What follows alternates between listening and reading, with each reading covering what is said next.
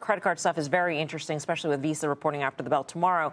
But back to today's market and the reaction here, Eamon said it. It is a concept of a deal that he says will last forever. It is too complex to explain right now. We have not heard from Denmark.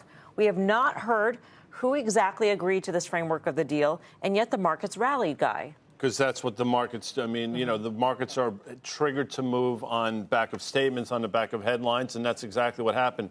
Karen said this yesterday, and it resonated with me. She said the fact that the VIX really didn't move all that much on a pretty significant down day yesterday was maybe indication that things weren't as bad as they appeared. And obviously today you had that sort of refresh. But the gold market is telling a bit of a different story here. If this was as important as announcement as it may prove to be, I would have thought you would have seen a considerable sell-off in the gold market. And you saw it initially, but it came back. And some of the banks sort of sold off a little bit as well. So, as always, the devil's in the details. I mean, seemingly there was a framework in place from 1951. I don't know how you can do that complex a deal in the course of was probably 8 or 9 hours from the time that he got on the plane last night till sometime this morning or afternoon. Yeah, and I wouldn't discount yesterday's price action too much, the fact that we kind of got a bit of it back. If you think of some of the weakness yesterday, it was the prior leadership that we've had. We've been talking about that prior leadership, some of the mega cap tech, and they just can't get out of their own way. You know, most of those names, other than Google, are down at least 10% from their recent highs. And Microsoft's down 20%. Meta, about the same. Palantir, a darling of the last few years, is down about 20%. So, you know, you think about the banks cooling out the way they have, and, you know, we just talked about one of the reasons for the money centers. You look at large cap tech, you look at some of these other areas, you know, that have been leaders for the last few years. I think you have to pay attention. And the other thing is, Carter Braxton Worth, our good friend, he had a note out the other day at We're Charting showing a long-term S&P chart. It just broke below a long-term uptrend for the first time in a very long time. So those are sorts of technical indicators I think you want to keep a close eye on. Yeah, we didn't get back everything. And to Dan's point, we saw underperformance still in the biggest parts of the market. We saw that broadening continue. Yes. Well, one other thing, though, just about the market rally, I sort of thought there were two parts of it. We're not going to use force. Mm-hmm. Yes. That was important. Major. And then the second step of we have a framework for a deal.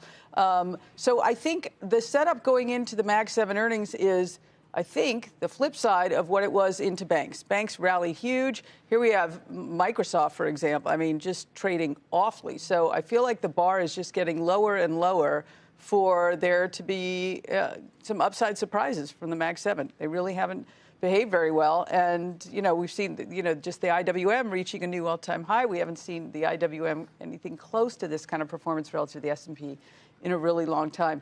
And the bank thing, I did that weighed certainly on the end. I don't know. I think the banks will have to just agree to it as opposed to going through some legislative process that probably couldn't happen fast enough. Now, maybe he's just doing the art of the deal where he's like, I'm going to lean on you just for a year, just till election day, just till then. And then if we win, maybe I'll see if we keep it in place or not. I don't know. That's the strategy here, though. Right. And that might be offsets. He might offer offsets. The art of the deal might be, I'm going to take this away, but I'm going to give you this. Yeah. And you don't see that coming. And that's what always throws the market off. So that was sort of interesting for the banks, not in a good way. Mm-hmm. I think it has somewhat less impact for a Visa and a MasterCard that don't have the credit risk. That don't make the loan, right? But the decline in those stocks have been almost just as bad as some of the banks. If you think credit's going to be cut off, and you won't be purchasing, there won't be that. As many transactions. There's got to be a flow transactions. Yeah. There's got to be a flow through the banks that are offering the Visa and the MasterCard. So it hurts them in a peripheral way. So I do agree with Karen. I think saying you're not going to use force, that was the main reason why the markets rallied. Saying there's no tariffs, that was the reason why the markets rallied. And when you look at the IWM outperformance, this is the longest we've had of IWM outperformance. If you look at the valuation, trades at 16 times. S&P trades at 23. S&P without Mag 7 trades exactly the same as the Russell trades. So people are looking during this earnings season as what has run already? Where's the bang for my buck? Where could I invest in a cheaper valuation? And they're finding a lot of stocks that haven't run, and that's what they're looking for. So as long as they could find something to replace what they've been with, the market can stay on track. Yeah.